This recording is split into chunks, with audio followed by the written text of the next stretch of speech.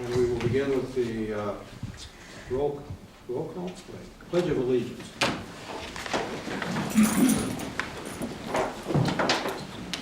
pledge Allegiance to the flag of the United States of America and to the republic for which it stands, one nation, under God, indivisible, with liberty and justice for all. Thank you. And Chief, would you like to do the roll call? Absolutely. Councilmember Kerry Weiss. Here. Committee persons, Chairman Larry Sweeney. Here. Committee Vice Chair John Ruggiero. Here. Committee Member Gary Lauder. Here. Committee Member Michael Lempress, I think is excused. Committee Member Mary Whitmer.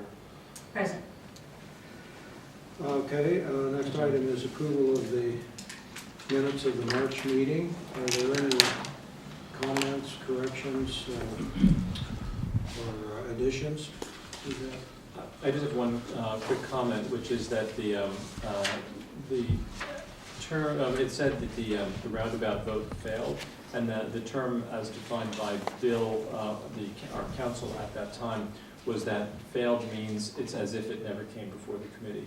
Not that it lost, but that it was sort of a no-op. That was, at least when I reviewed the tape on YouTube, that was his comment at that time, since there was some discussion. Okay. So you're not suggesting a change, just a clarification? No, just that, that the term failed, by his definition, means it was as if it never came before the committee. That's what he said. Okay. Are there any other comments? Corrections? I would entertain a motion to approve the minutes. Second. First. All in favor? Aye. Opposed? Thank you. The next item is committee reports, and the only one is the Atherton Future Transportation Issues Subcommittee. There's nothing to report. So we'll move on to public comments. Correspondence, are there any public comments? I just want to make a comment.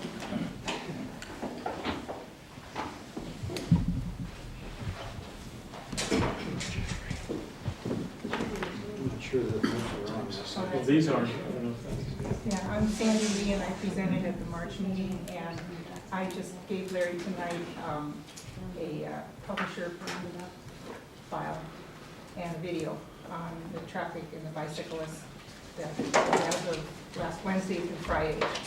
So I know it's on the agenda, but I just wanted to mention, I gave you an update. Any other comments?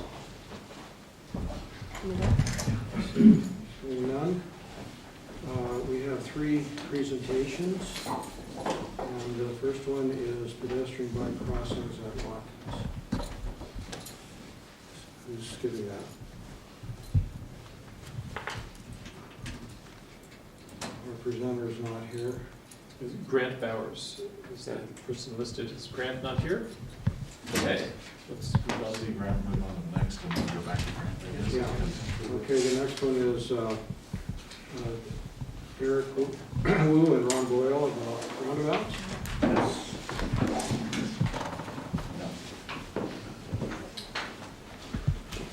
I'll be more fast than that. Now it is. Committee members, thank you for letting us come here today and present on roundabouts. It sounds like you have some history with considering them, and I have a short presentation. I was difficult to make it 15 minutes or less, but since you didn't have your first presentation, maybe I can have another 5 minutes. I'll try to go quick. And what I really want to do today is just give you an overview of roundabouts. We're a little bit about ourselves. We're an engineering company based in Roseville, but we also have offices in Walnut Creek and San Luis Obispo and Redding and Visalia. We do work up and down the state, and we specialize in roundabouts. And we're involved in, I would say, 15 or 20 active projects right now that are moving through design. We've probably been involved in 100, 150 roundabouts over the past 10 years. And they're really picking up in popularity in the state. Recently, Caltrans in particular has changed the policy to where on the state system, roundabouts need to be considered at every intersection. they, at least consider. So with that, we adjust that down a little bit. Yeah. I've been with Omni Means 26 years. I'm a professional engineer, design engineer, traffic engineer. With me today is Derek Wu, who's been with us 7 years. And It's my fault. Sorry, I'm the one who zoomed it to fill the screen. No, I used this. So. I don't need to wear my glasses with It's small. that's a small difference. So what is a roundabout? Well, roundabout is, and I'm going to kind of talk about what is and isn't a roundabout, and there's a lot of confusion in that area. But roundabouts, water roundabouts, which I'm going to be talking about, are specifically designed, are circular intersections with specific design criteria. And I'm not going to go into all that design criteria, but suffice it to say that there's a lot that goes into it. I'm going to play this short video because it really says it better than I can in a short amount of time.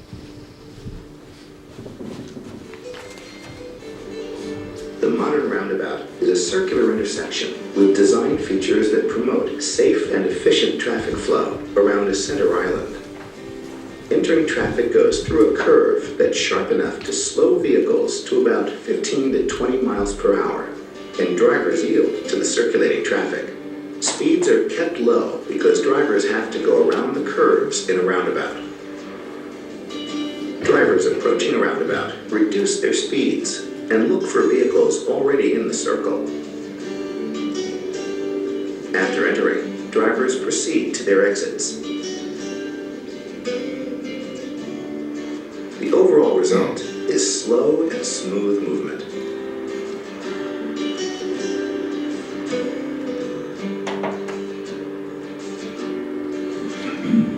At traditional intersections, some of the most common crashes are right angle and left turn collisions. These can be severe because the vehicles often are going fast to make it through a green light. At roundabouts, these crashes essentially are eliminated because vehicles travel in the same direction and at slower speeds. Converting intersections to roundabouts reduces all crashes 40% and injury crashes 80%. There also are significant improvements in traffic flow, which lead to reduced emissions and fuel consumption. Roundabouts may be controversial when they're proposed, but public opinion changes once they're built. Motorists soon find out, through their own experience, the safety and traffic flow benefits, and then show enthusiastic support for roundabouts.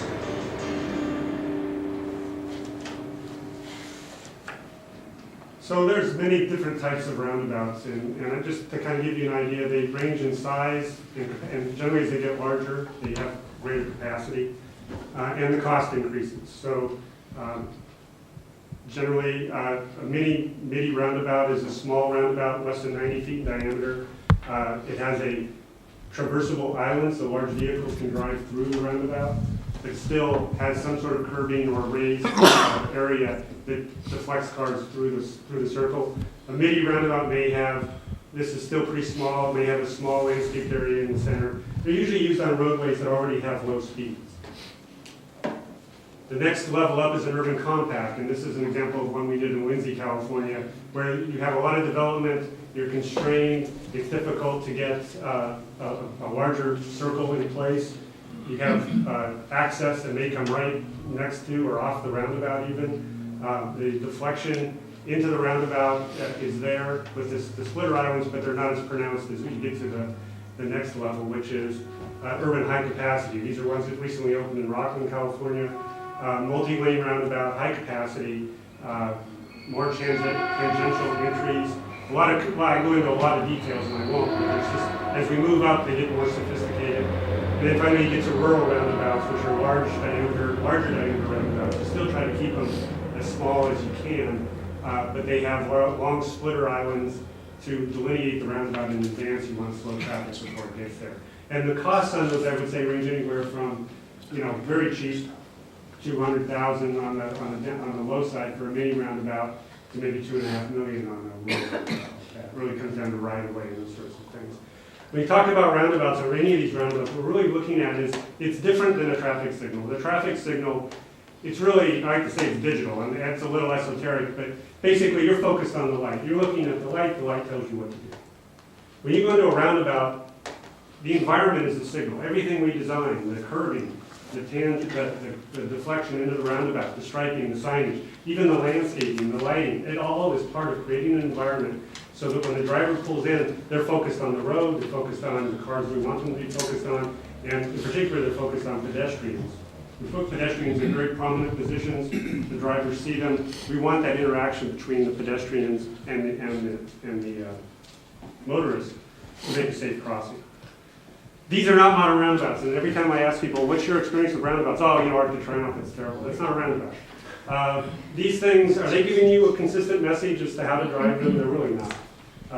They're missing elements, critical elements of modern roundabouts that making that environment that we talk about.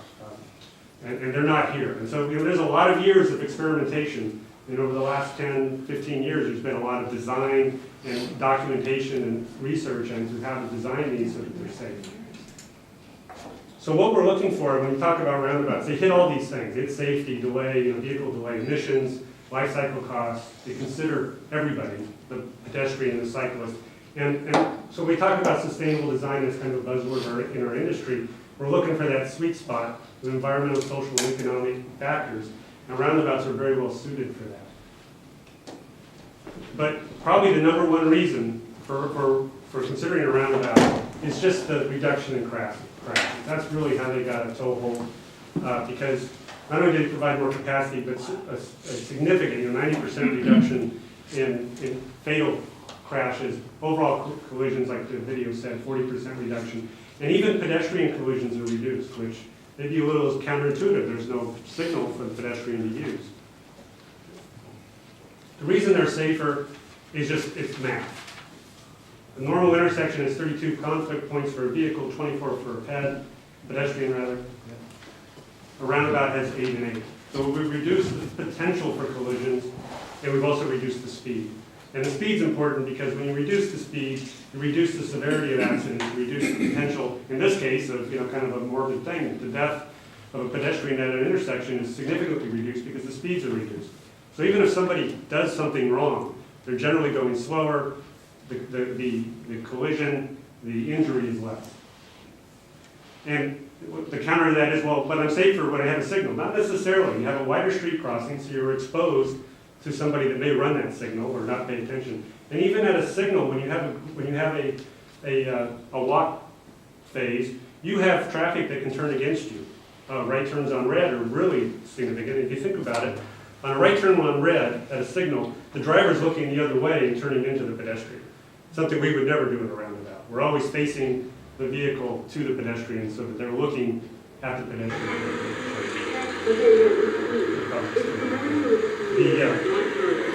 There's some background audio on this. This is a side-by-side comparison, and you'll see on the left here where a pedestrian's crossing the roundabout. And it's just going to keep looping, and she's going to make it across 3 or 4 times while this father and son wait to get across the traffic signal. And you'll notice when she's going across here, she crosses one direction of traffic at a time. I love the bicyclist, by the way. She's not really impacting the capacity of the intersection. She's crossing behind this stopped vehicle. This person decided not to pay attention to her, but she saw that. It was at slow speeds. And so she's not impacting the capacity of this intersection. When these people finally cross, they still haven't crossed, there they go. They're going to impact the capacity of the intersection, more than likely. So what about bikes? Bikes are kind of on the fence. The safety's about the same, and there's still research being done on bicycle, how to best to handle bikes. But right now, the way it's, can we go back? Yeah. Right now, the way that it works, and probably going to remain this way, is you either go through as a vehicle, or we would provide a shared use path where the bike can exit ahead of the roundabout, go on a wide path, crosses a pedestrian, get back on the shared use path, and be back into the main traffic flow. Experienced cyclists will go through the roundabout. Inexperienced cyclists will tend to avoid the roundabout.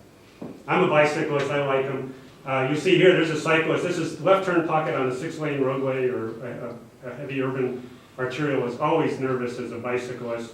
You got people you got to watch. You don't know if they're going to stop. You're always pedaling as fast as you can. Here on a roundabout, generally the bicyclist may not even need to stop because he can see whether he needs to yield or not. He goes through as a pedestrian. The speeds are similar, so that it's safer. Cars following in here through the roundabout, and this guy's still kind of hidden behind the SUV going through the intersection, I would say. From a capacity and delay standpoint, roundabouts are very powerful. A signal is up here where these lines just are varying 50% versus 10%. Left turns through the intersection, so there's a little bit difference in capacity. But regardless, with a roundabout, there's a significant amount of delay to each vehicle. Could you go back to that? Sure. So if you could just discuss that a little bit. So the upper graphs are... Signal with 50% left turns and average delay through an intersection based on ADT. Okay, so both of the upper curves are signals and both of the lower curves are roundabouts. Right. So So you would compare the red to the green and the blue. And that's a measure of delay in seconds. Yes. Based on volume. Seconds per vehicle based on volume. Okay. Thank you. So that leads to a reduction in emissions over traffic signals, and there's been studies on that basically showing less delays, less time idling, less emissions, less fuel consumption, and so there's been some studies that kind of back up that 40 to 70% decrease in greenhouse gases. We look at roundabouts from a life cycle cost. Roundabout may be cheaper or more expensive initially. Just depends on its application. Generally, electricity costs will be a little bit less. You still have lighting, maintenance. Signal maintenance you will not have with a roundabout generally, unless there's a head signal or something involved. Pavement maintenance is about the same. Striping maintenance may be a little bit higher. You want to keep your striping up on a roundabout. Landscape maintenance would be higher because you have more landscaping. It looks better. Emergency response costs, because of the accidents, those are much less. And these are just kind of relative costs, just to kind of give you an idea where the costs may occur and where the savings occur. Do you have data that totals up the city costs, the cost to the city? I mean, because the city doesn't bear the costs of the lack of health to the people who crash, for example. The city does bear maintenance costs, electricity costs of a signal, et cetera. And it varies by city, and it really varies by project. And something that you would want to do on a project if you're interested in seeing what that is. I've talked to cities where they say, boy, if I could, not have to have that signal person that, or have another signal person or three, whatever in their staff, as well as just the keeping that equipment on, ready to go and stuff like that. The electricity, like I say, you still have lighting, and with LED lighting these days, electricity costs are coming down. So I try not to put too much on that. I think it's really the maintenance of the signal. Signal gets hit, you got to replace it, that sort of thing. Overall, they're low cost intersections. You can landscape them to where your landscaping maintenance isn't very much at all. A lot of times, you can use rock, you can use other things. To keep your maintenance costs down. So you have control somewhat of this. The other ones are less, obviously the signal maintenance is gone, but it's really a case-by-case basis, how the city pays for costs. So like I said, the roundabouts are multimodal. They're designed for every type of vehicle, large trucks, pedestrians, buses, bikes. And because of that, they fit the definition of a complete street. Another buzzword in our industry of building complete streets is a street that is designed to balance safety and convenience for everyone using the road. This project is in Napa, California. We're currently doing this for the city of Napa. Due to go to construction in a couple of years. But they're taking, if you've been to Napa, this is right off the freeway on 29. And they're looking at not only beautifying the interior of the town, but really critically providing some bike connection through here and better pedestrian. This is a project that was just opened in December in Rockland. This was a case where kind of a complete street approach. This is a new development going in this year. This was a signalized intersection. This was an unsignalized intersection. Managed to clean up all the access along the corridor. It's kind of an urban renewal approach using roundabouts, kind of creating a sense of place. A lot of creative access. I mean, you can go on and on about this. offset intersections, creating access where there wasn't any before, or it was difficult or restricted. 5-leg roundabouts, this is up in Deschutes, that's why it was under construction in Anderson. New ramp off I-5 and a roundabout. This is in Chico, California, fire station that actually takes access right off the roundabout. Opportunities for landscaping, gateways, this is in Ripon, California, the clock tower we did some years back. These are under construction currently in the city of Galt. They've got 2 roundabouts going in, and they were able to do not only their landscape entry monuments, but they have a bird sanctuary nearby, so they're playing off of that theme. But you know, the other reasons to consider roundabouts, particularly if you look at a corridor basis, is that you have this thing we call wide nodes, narrow roads. You build wider, bigger intersections, but your road can be narrower. Frequently, you go down to 1 lane on the road, so 4 lane go to 2, 6 lane goes to 4. You know, you have to look at it, but there's opportunities to do that. So you have savings in bridge costs, you have savings in right-of-way along the corridor, you may have improved access along the corridor, reduced environmental impacts, you know, on and on, because you're building less road. Could you explain why that would be? I'll have a graphic here and I'll show you that. Traffic signal operating costs there again, they may be offset, something that needs to be looked at. Go ahead. So this is an example up in, and we have several examples, this one I have in this PowerPoint, of a 5-lane corridor, level of service C with traffic signals. And a study was done, 2 lanes, level of service C with roundabouts, saved $1.7 million primarily in you know, roadway construction and right-of-way costs. And 2 of these roundabouts are already constructed. I think this one's constructed, and there's one up here that doesn't show on this graphic that was construction. So 2 have already been constructed. Here's another case where we had this is the ones under construction in Galt that'll be open in July. They needed a new interchange, approximately $50 million. The existing 2-lane overcrossing with roundabouts, because we could fit the capacity in the circle in the roundabouts, as opposed to having to have lanes for stacking traffic and that sort of thing. $9 million. So, you know, what's that? $40 million savings. Nothing to sneeze at. And that's the project that's currently under construction. We're doing several of these up and down the state, where, you know, cities just don't have the money to rebuild the freeway interchange, but they need the capacity. And with all the other benefits that roundabouts provide, boy, this is really a sweet solution. So roundabouts can be used at most signalized intersections, probably where you get above 65,000 ADT, really large intersections. ADT? ADT, yeah. What's ADT? Average daily traffic. So Thank you. I'm an engineer, I use those words out. So, yeah, so very high volume, you know, places in Canada, we've been involved in projects in Canada where they're doing 3-lane roundabouts. Don't recommend it for California, we're a long ways from that. It's an evolution of people getting used to driving them.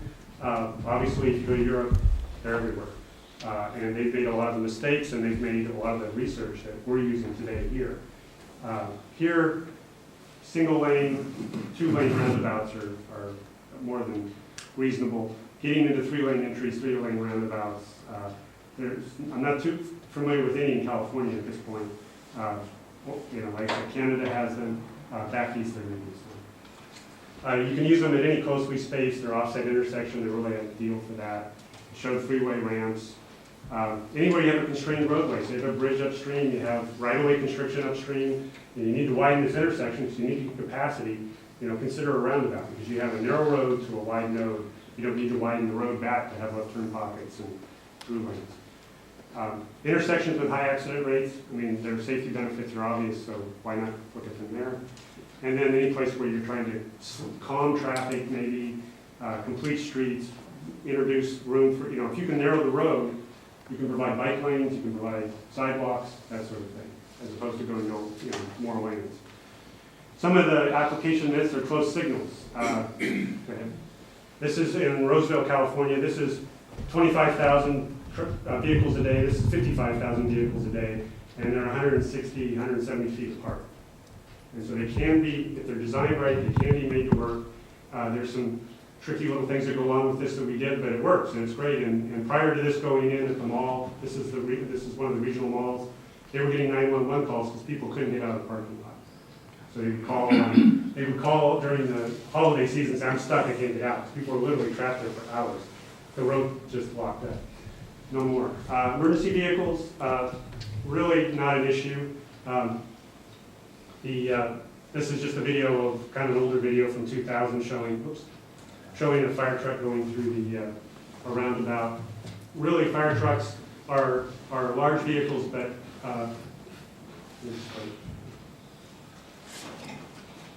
we just go on. And then the other way to go through here, trust me, the roundabout, the fire truck made it through the roundabout. And then because they have areas where they can either, the curbs may be mounted, for instance, the truck apron, they can find another way through the roundabout. Generally, these roadways are, 20, 22 feet wide. So even though it's a single lane roundabout, that's a lot of pavement. So the correct way to move over for emergency vehicles, generally to pull through the intersection, just like you would any intersection, to pull over. Just the same with the roundabout. But if people stop in the roundabout, there's plenty of room between the truck apron and the extra wide pavement for emergency vehicles to get past. I have a lot of videos, and I didn't want to put them all in here because of the time, but this just got a picture showing how large vehicles move through a roundabout. This is the truck apron. It's not a sidewalk for pedestrians. It's designed to take the back wheels of trucks. At the same time, we usually design roundabouts so the buses don't ride up on that. So a bus will go around without its back wheels going up there. A large truck, that's exactly what it's supposed to do. Heavy pedestrian volume, they're going to have videos on this sort of thing. Not an issue because, as I showed before, pedestrians are kind of intermingled with the traffic that's approaching. They're finding gaps. It works very well. In fact, that's a good application. Steep grades, we have a roundabout in 17 Mile Drive we're working on right now for Pebble Beach. It's 7-8% approach on one leg, 6% on the other. You just need to get the intersection down to a reasonable grade, just like any intersection. High-speed roadways, we can deal with high-speed roadways. You need a longer splitter island, like I showed in that graph, that photo earlier. You just need to slow the traffic down before they get to the roundabout. You don't want to surprise people with the roundabout. And unbalanced flows, this is a myth that is out there that you need to have balanced flows, equal volumes of traffic coming in on each leg. That's really not the case. But when you get into situations where you have an unbalanced flow, it's really important that you study it because it's more of a system approach of how is traffic arriving at that roundabout and are there gaps being created. And then how do you get a roundabout in your community? And it seems like there's been some discussion on that here. Maybe not how, but why. But what we do is and I have a packet to leave with each of you that has some of this outreach material in here that you can look at. It's kind of written in the layman's terms. Talks about some of the basic issues that we usually get questions on. But you need to continue it throughout the project completion. So you do it before things like this that inform on roundabouts. Then during the project, doing the analysis and alternatives and looking at all the different alternatives, whatever those may be. And then throughout the process, getting the public up to speed on how to drive roundabouts, what the benefits are, why you're considering them. Generally, those are how to drive a roundabout videos and things that go up onto the city's website. We would provide and recommend that things like this be done where you look at signing. This is in Napa. We're looking at how the signs are going to look and what people are going to see. And then we can also provide, and we typically do, simulations that show more for the engineers that are involved, how does the roundabout function, but it shows traffic. Queuing is not uncommon at a roundabout, that's expected, but it'll clear, and the delay will still be less. This is the roundabout at 17 Mile Drive I was talking about earlier. And so you go through this process, what's going to happen? Well, you need to expect some negativity. Prior to roundabout installations, this was a study done by NCHRP. They looked at a bunch of roundabouts around the country. Very negative. After 1 year after installation, people were driving it, it changed from 68% negative to 75% positive. Some of the cities that we've done these in now are actually looking at a roundabout first policy. So they're actually saying, we want you to look at roundabout first before you do traffic. That's how enthusiastic they are about it once they see it in operation. And that's my presentation. Be happy to take any questions. Ron, are you familiar with Traffic Logic Company that has the movable roundabouts? I've seen them. I've never used So them. we've dealt with them a couple of years ago in this committee, and it wasn't he, Gordon, before Gordon was here even, and they're temporary, they can be temporary or permanent. Mhm. And they also have, it feeds into the next item on the agenda Mr. Ringham has regarding speed bumps. They have removable speed bumps that don't damage the roadway permanently, and it can be put in by our workmen, our people. But these are much easier, cheaper.